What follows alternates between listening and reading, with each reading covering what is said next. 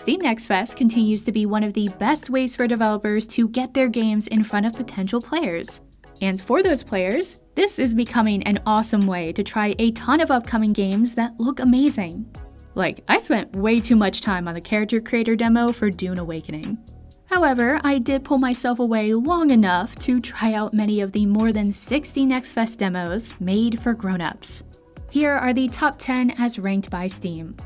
At number 10, we have Yoshima Hentai Simulator. This is a pretty straightforward slice-of-life dating sim. You play various mini-games and build stats as you try to win the affection of your roommate. I did have some issues playing the demo, but hopefully the full game won't have similar bugs. Yoshima Hentai Simulator is available for PC on Steam and Patreon with an Android version on their itch.io.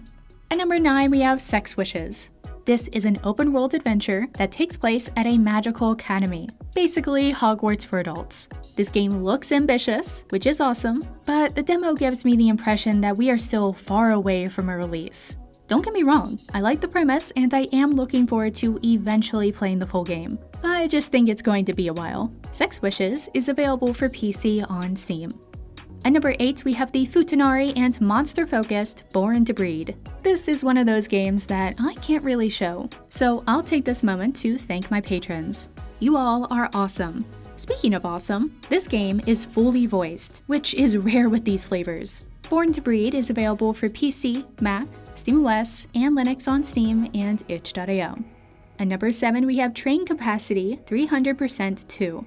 This game came out on DL Site in 2023 and primarily focuses on the Chikan flavor. This plays a bit like a puzzle game, and I imagine that fans of this flavor can't wait to snuggle up to this title.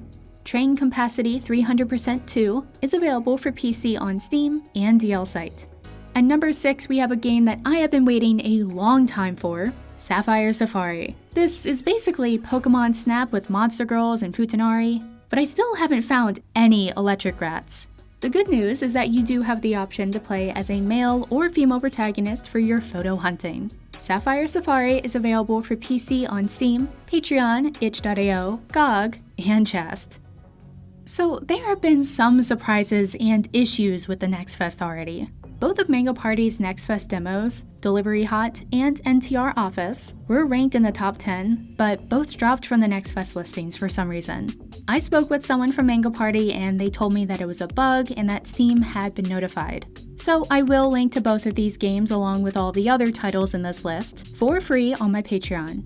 While on the topic of games not on the list, I thought that Darklands Chronicle: The Fallen Elf and Planet Lust both looked really interesting, even if they're not currently ranking highly.